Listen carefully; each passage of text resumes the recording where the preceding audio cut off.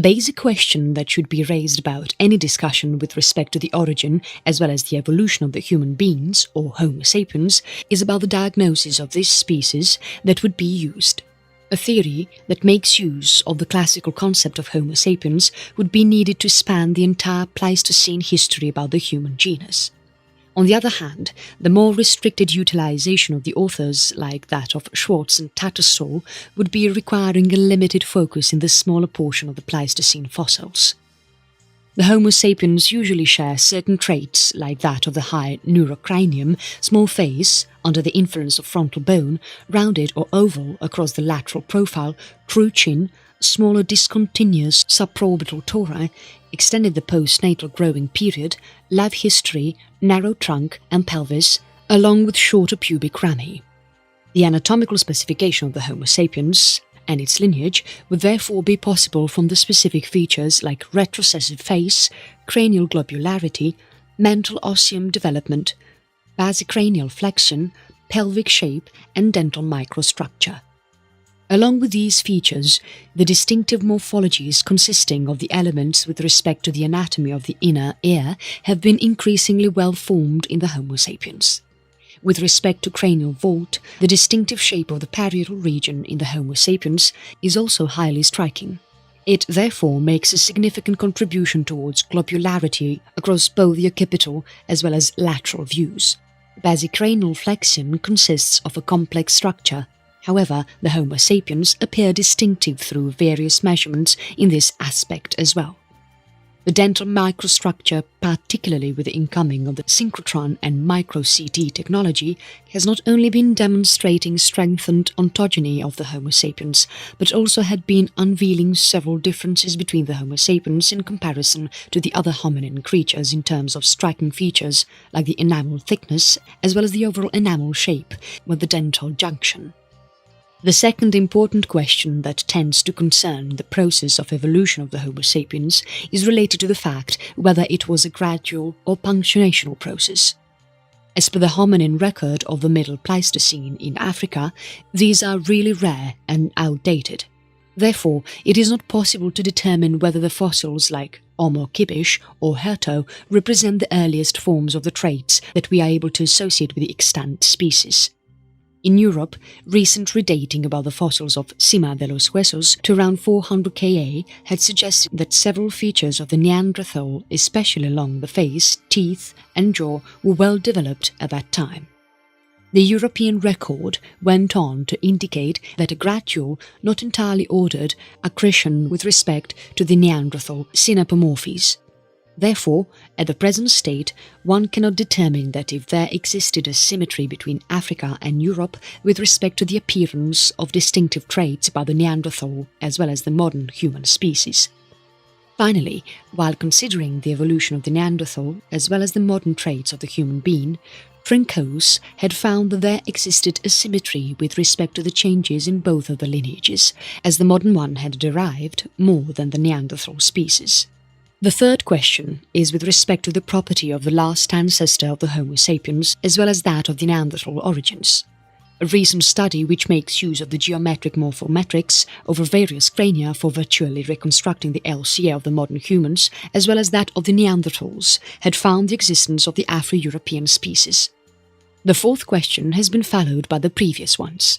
Once the modern human, as well as the Neanderthal lineages, had begun to evolve, whether more ancient species in Africa and Eurasia died away, or if they persisted with their descendants for a long period. As this type of question might pose a major issue for any form of phylogenetic, cladistic or taxonomic criteria, there has been the existence of some growing evidence about the survival of the earlier middle morphologies of the Pleistocene. In addition to this, the recent evidence with respect to the later episodes of Pleistocene about the introgression between various human lineages across Eurasia and Africa has revealed that the comparable exchanges of the genetics could have been taking place in the Pleistocene. African Middle Early Pleistocene Homo sapiens fossil record. The available fossil record for the reconstruction of the evolution of the Homo sapiens in regions of Africa has been currently sparse and outdated. This theory is dominated by several materials and factors that arise from the sedimentary basins containing fossils records in East Africa. Several huge expanses of West and Central Africa were inhabited at the time of the later Pleistocene. This is shown by the evidence of the presence of artifacts. However, there has not been a single fossil until now that would help in the identification of the type of early inhabitants in this region. Therefore, the presently available record can be considered to be highly biased as well as unrepresentative with respect to the whole continent. More detailed and wider compilations upon the material, as well as its dating, could be found in Tattersall and Schwartz, as well as in that of Wood, Millard and Klein. North and Northwest Africa. In Morocco, later Pleistocene archaeological evidence with changes from Middle Non-Aterian Stone Age or Paleolithic Age to those of marine isotope stage in the Aterian has continued along some regions. The infamous Jebel Irhoud structure or cave got exposed during the operations taking place in some buried mine. Since the time of 1961, this cave has produced several faunal remains along with MSA, non-Aterian archaeology, as well as 7 fossil Homo sapiens, in addition to several specimens. The fossil remains of the humans have been present from low range, along the stratigraphic sequence, a calvaria, along with a mandible that resembles that of some child. The cranium has been observed to be relatively long, along with smooth and angular contours. There is the presence of a strong supraorbital torus inferior to the domed frontal, along with a cranial vault that is parallel-sided and a large capacity. The face seems large and broad, especially along the upper dimensions, along with flat cheekbones, as well as a broad and low nose, with an inferior alveolar prognathism. There is a greater projection of the occipital, along with modern frontal and parietal shape, and equally firm supraorbital development. Though the comparisons of the contours of the midline recommend about the affinity of the Homo sapiens towards cranial vaults, various kinds of studies have suggested that these indicate closer similarities to the recent samples of Homo sapiens. Both of these display some kind of phonetic similarities to the early species, like that from the Skhul, Hurto and Qafzeh. However, these lack the expansion of the upper parietal. In the cranial vault, there is a resemblance to Sima fossils along with the early Neanderthals. The immature JI3 mandible represents a gracile body along with huge posterior teeth and might show anterior chin development. The JI4 is also a partial humerus, even after its immaturity, as there is an immature pelvic portion. On the overall basis, there is enough preservation of the GI1 for indicating that it is not used to represent the modern Homo sapiens anatomically. However, there are hints of basicranial flexion that is present in the relationship of the vault and the face. JI2 and 3 appear quite difficult for assessing as they are quite incomplete.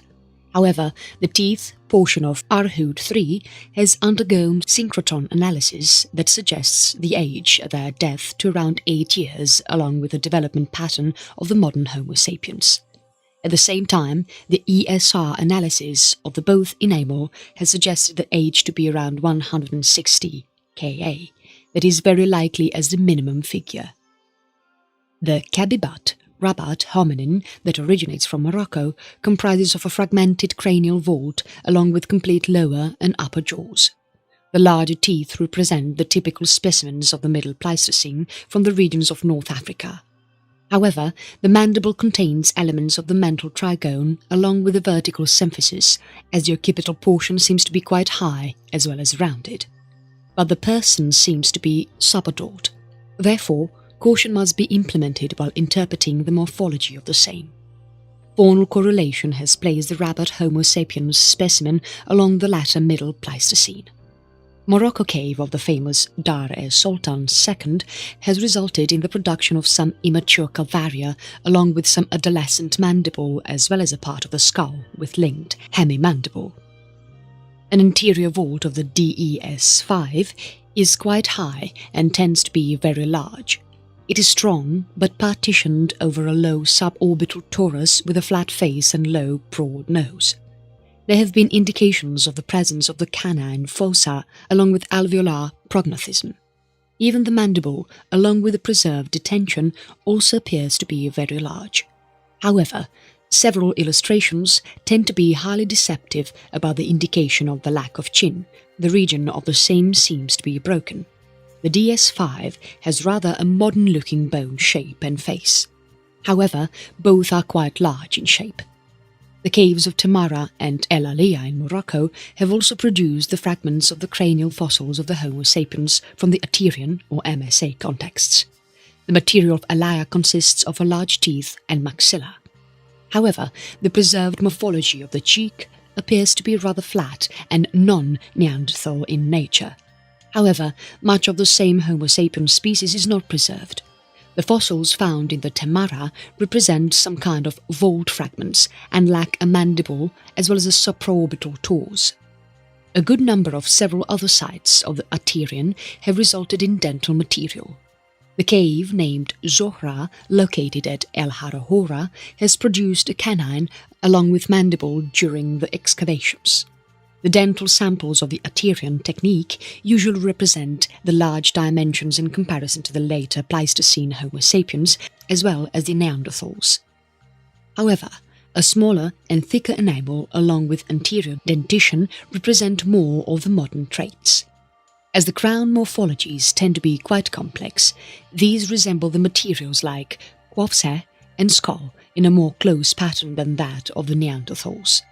In comparison to the larger and complex morphology of the molar specimens that have been found in the Aterian material of Morocco, the only portion of the teeth present in the fragments of the posterior mandible have been recovered from the deposits of the level Loisomosterian within the Libyan cave along the How of Ter in 1950 tend to be simple and small-crowned.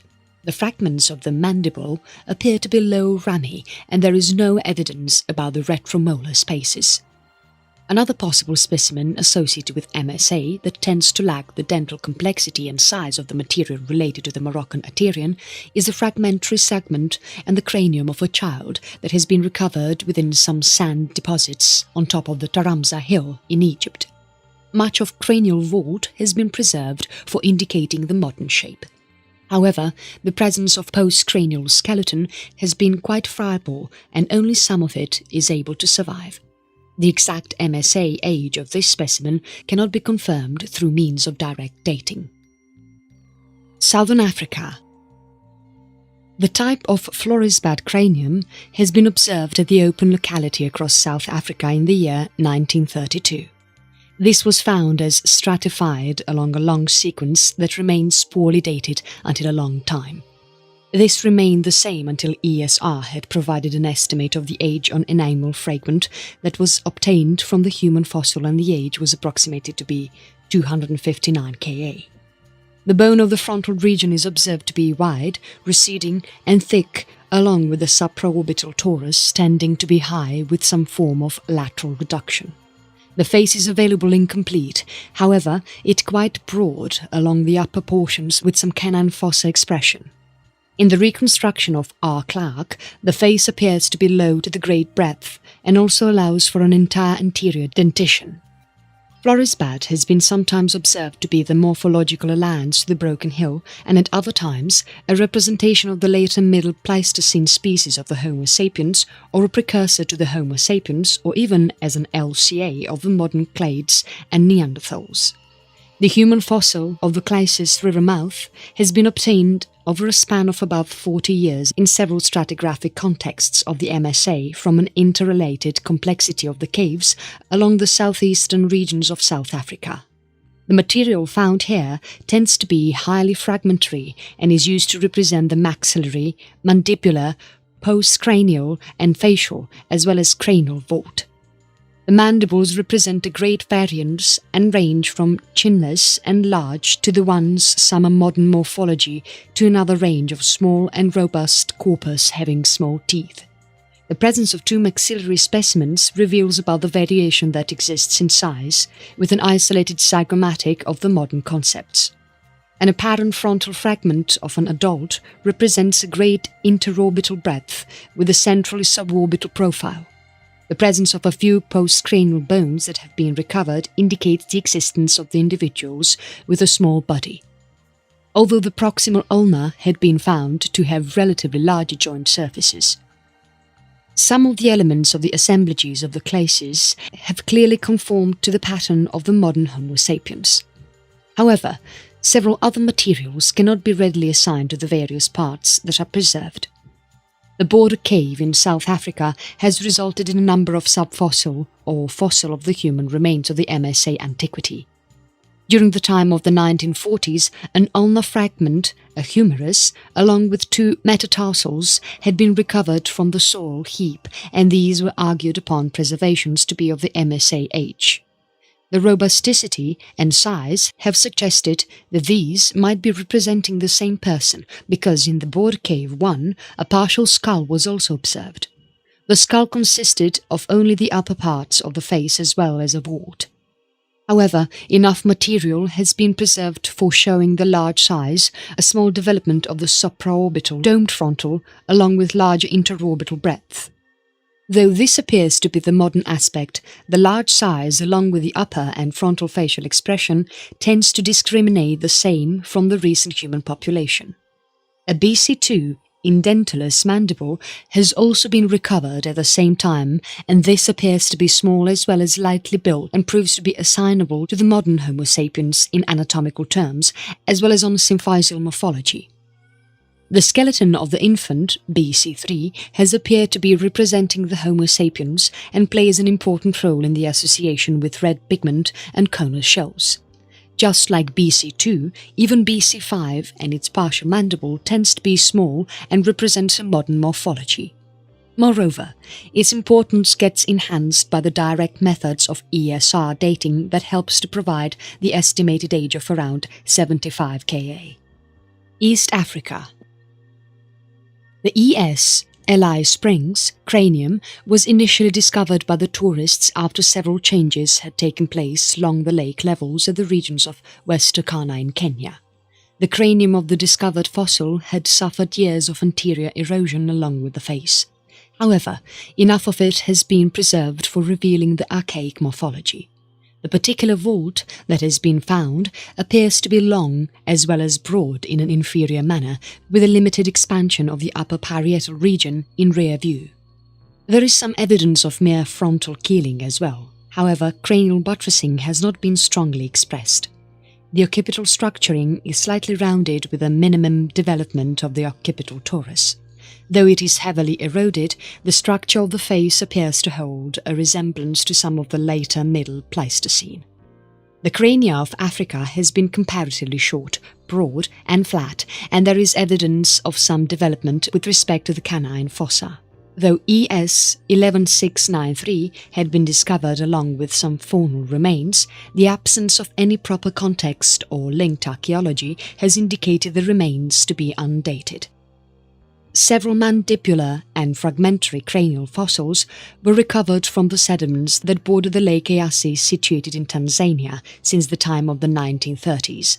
Probable association of the same with the Acheulean artifacts have suggested the fact that an earlier and not Middle Pleistocene age, however limited U Sirius and ESR age have estimated from the fauna linked with frontal 7 suggests the age be around 88 or 130 Ka.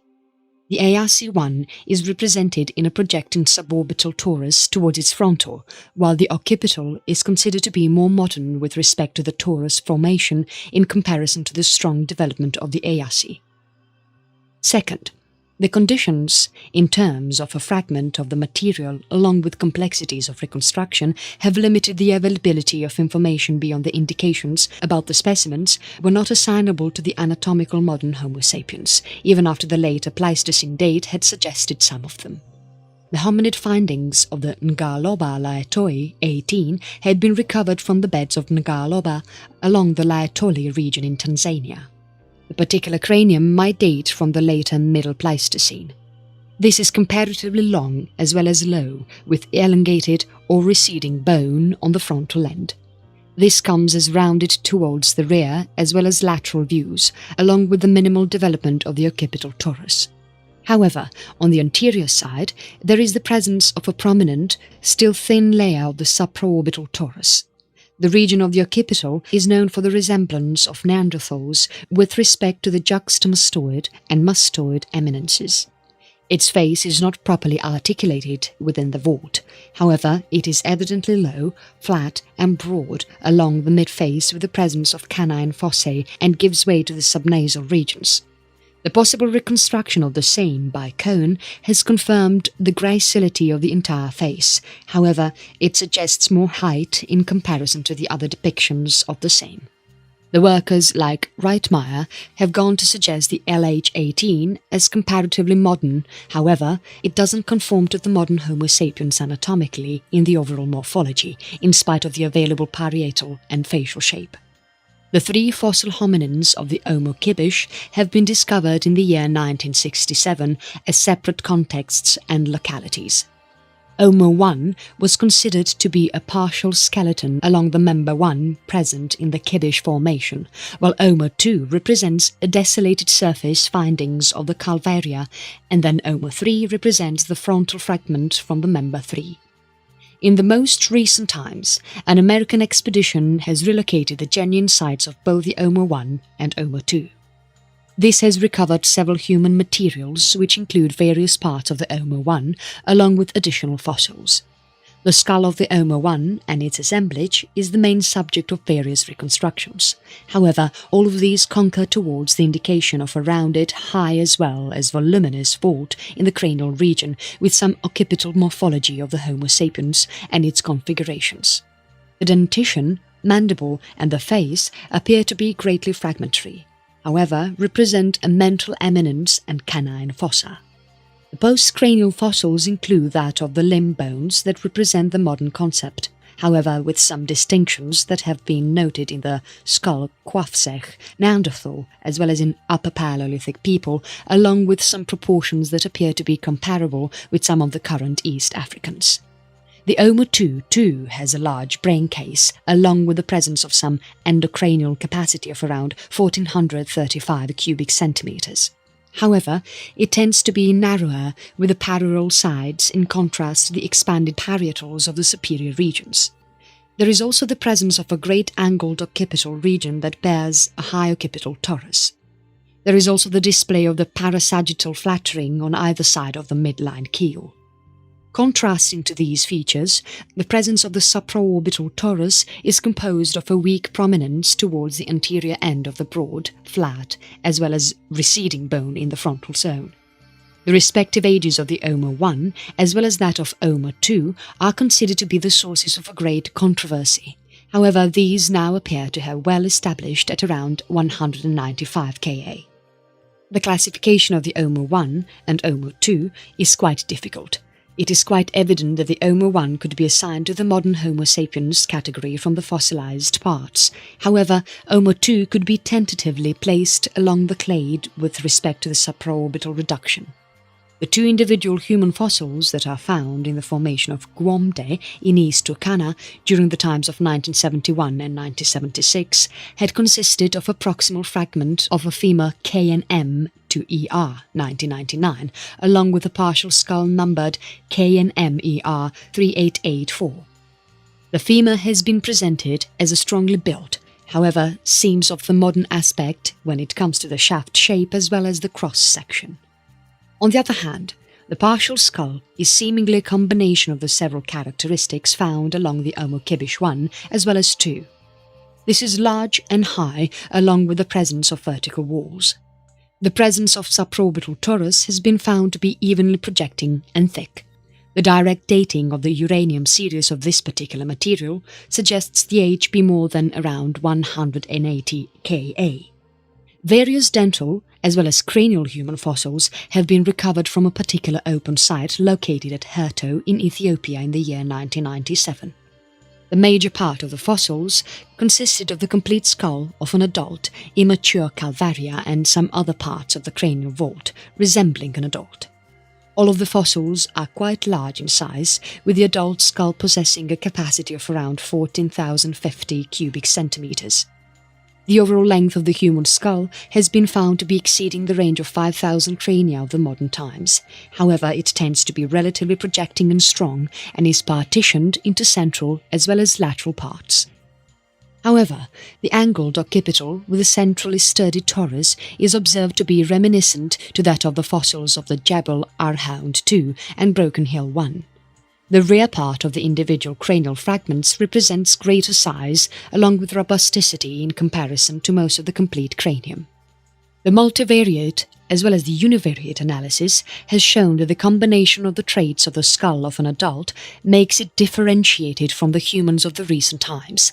However, in terms of shape of the cranial angles, along with neurocranial globularity, these can be characterized as that of the Homo sapiens. But the addition of subspecific idaltu nomen is not able to justify the same. The calvaria named Singa had been discovered along the block of various calcrete along the dry beds of the River Blue Nile situated in Sudan during the year 1924. It was considered to be quite notable for the presence of the strong bosses in the parietal regions. It consists of a well-marked, however being centrally divided along the supraorbital torus, upper face with wide spacing in the intraorbital regions, while the frontal being quite high. But the parietals tend to be highly short, along with the occipital also being short and protruding without the display of any transverse torus. The natural breakage has allowed the removal of the filling of the endocranium with calcrete, thus revealing a greater portion of parietal bosses that have been thickened abnormally by the diploic bone. The presence of some endocranial mold has indicated the presence of the cranial capacity to be around 1400 cubic centimeters. At the same time, the asymmetry suggests the presence of the left-handed person. Moreover, the CT scanning also revealed the proof of pathology along the unilateral absence of the ear towards inner structure towards the right side along with Spohr et al. This suggested the presence of labyrinthine ossification that had taken place followed by some infection of the top labyrinth membrane. This occurrence might have taken place due to the presence of some blood-borne disease or infection or some kind of blood disorder like the anemia that would fit along with some explanations to be given to explain the process of parietal pathology. Due to the presence of its pathology, it has become quite unclear about the abnormality of the shape with respect to the calvaria. On the overall basis, the cranial morphology on the anterior side appears to be quite modern. However, the parietals seem to be abnormal, which aim to prevent the taxonomic assessment in a proper manner. The fossil has been dated to an age of around 131 to 135 Ka by the process of U-series along the sediments from the inside structure of the calvaria along with the ESR analysis on the linked faunal remains. Skhul and Qafzeh, Western Asia. Though not in Africa, the particular levant has been clearly a representative of the ancient population that existed between Eurasia and Africa. Various materials like the Zutier fragment of the front facial area that could have been derived from the Middle Pleistocene, it remains quite difficult to be classified. Later diagnosable material that has been assigned to the MIS5 is also believed to have some from Israel, as in the form of the Neanderthal skeleton of the Taboon I, along with the material from the caves of the Qafzeh and Skhul. The Mukharites skull site comprises of the small cave along with some larger external terrace and rock shelter with major hominin and archaeological remains to be coming from the latter. The fossils of the skull, that comprised of around 10 individuals, had been discovered during the time of 1931 and 1932, which was a part of a big rescue dig in the area of the Mount Carmel. There has been the presence of evidence about some individuals of the skulls being intentionally buried, which might explain the good preservation of their fossils. Both the skulls 4 as well as 5 have shared significant portions of the postcranial as well as cranial materials being preserved. The skull 9 comprises a greater fragmentary face and calvaria with some fragments of the pelvic as well as femur. In one stage, the skull fossils were believed to be just approximately 40 Ka in their age. This calculation was based on lithic and faunal resemblances to the Taboon. The middle-later Paleolithic levels to around 40 Ka had been due to the use of radiocarbon. but the material of the skull fossil is now dated to fall between the range of around 100 to 130 Ka with the help of the ESR, luminescence and new series analysis. However, there exists the possibility that the skull 9 tends to be older than the rest of the fossils. This has been suggested by the morphology as well as the minimum stratigraphic position of the same. The first discoveries that were from the Qafzeh cave, along with its terrace, had happened during the time of the 1930s. However, the deeper study of the same started during the year 1970, along with the publication of the proper specimens of the Qafzeh fossils. By this time, several new excavations had been enlarging the samples associated with the Middle Paleolithic era to around 16 persons. The monographic work of van der Mesch had been upon the still expanding series. This explained the fact that the Qafzeh and skull samples had shared the associations of the Middle Paleolithic, along with the appearance of the symbolic burials as well as the major skeletal similarities. As far as morphology was concerned, it was highlighted about the Homo sapiens and its affinity for the group of hominids, from the mandibular and cranial shapes to even the pelvis as well as the limb bones. The metric, non-metric and morphometric analysis has always supported the view about the fact that the postcranial, cranial and dental anatomy of the sample of the skull and Qafzeh had represented quite an early form of the Homo sapiens with primitive or robust features. With skull, the process of application of the ESR, luminescence as well as U-series methods of dating had placed the material of the Middle Paleolithic into MIS5. The age estimates had ranged from around 90 to around 120 Ka. As the Qafzeh and skull series has revealed the derived characteristics in the postcranial and cranial anatomy that is shared with the recent humans and Upper Paleolithic, these also display a considerable amount of variation. These tend to differ in various aspects of the shape of cranial, along with the morphology between and within the available samples. As there are greater ranges of error present upon the available manual dating of these sites, along with the archaeological and skeletal material, it can be considered quite possible in the current times for determining the fact whether skull and Qafzeh specimens are used for representing different kinds of samples from the same population of the variable MIS5. This is because it is assumed within the Paleolithic studies the two striking populations that are separated by various millennia might tend to cover a long period at both the sites. Late Pleistocene human record in Africa. During the span of last 25 years, the model of the African origin has dominated the discussions with respect to the evolution and origin of the Homo sapiens. However, several recent modifications have taken place with respect to the presence of introgression from several archaic humans, like that of the Denisovans and Neanderthals outside of Africa. The exact date of the origin of the Homo sapiens, as with this model, has also been changed, as with several new discoveries along with dating work. Therefore, it is now placed at around 200 Ka with respect to the first appearance of the Homo sapiens in the form of the skeleton of the Homo kibish I, as well as the younger form of Herto material. The usage has been quite consistent with the diagnosis of the Homo sapiens, with a working definition that is delimited by the recent cranial and skeletal variation in characteristics like the domed neurocranium, enhanced basicranial flexion, reduction in projection and overall facial size. In the fact that the Homo sapiens is a comparatively younger species is accepted, and that is distinct from the putative LSA and Neanderthals, then there are several possibilities for the exact evolution of the Homo sapiens. One possibility could be the limiting of the diagnosis of the species with respect to both Homo sapiens and Homo neanderthalensis.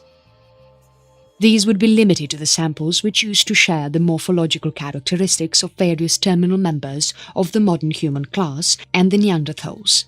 The primitive members of the Homo sapiens and the Neanderthals had revealed only specific diagnostic characters about the terminal species that could be given an individual name of the species. If the particular is to be followed, the intermediate species between the Homo sapiens and the Neanderthals would be the Homo helmei on priority. Given the fact that there are existing difficulties in differentiating the LSA from its early stages of origin and evolution with the respective Neanderthalensis and the Sapiens, it tends to further create the taxonomic divisions for the relatively short-lived individuals that would simply atomize the problems rather than solving them. Another possible option would be to make use of the looser definitions of the Homo sapiens along with the Homo neanderthalensis. This would be done for encompassing the various samples which would lie on the respective species after they got separated from the respective LCA. The earliest members of the modern Homo sapiens could be termed as archaic Homo sapiens. Similarly, the earliest members of the Homo neanderthalensis could be termed as the early Homo neanderthalensis.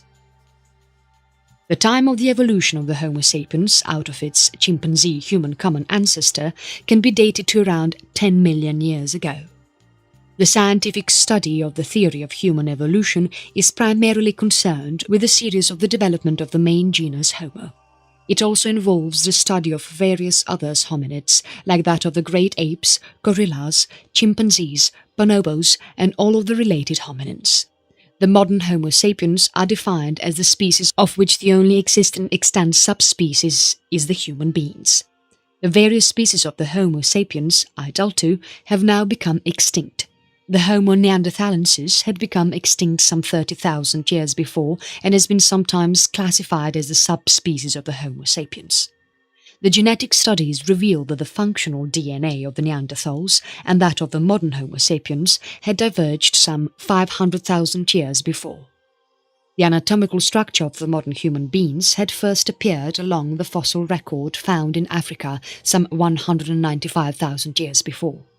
The studies related to the molecular biology has given the evidence that time of divergence with respect of the common ancestor of the Homo sapiens of the modern times was some 200,000 years before. The broader study of the genetic diversity in Africa had founded the San people for expressing the largest genetic diversity that existed among the various distinct populations and thus made them one cluster of the ancestor population. The research had also located the exact origin of the human migration of the modern times along southwestern Africa and Angola and Namibia. The natural selection and its forces have still continued to be operating on the modern human populations, with the availability of evidence that various regions of the display of genome and its directional selection to 15,000 years in the past.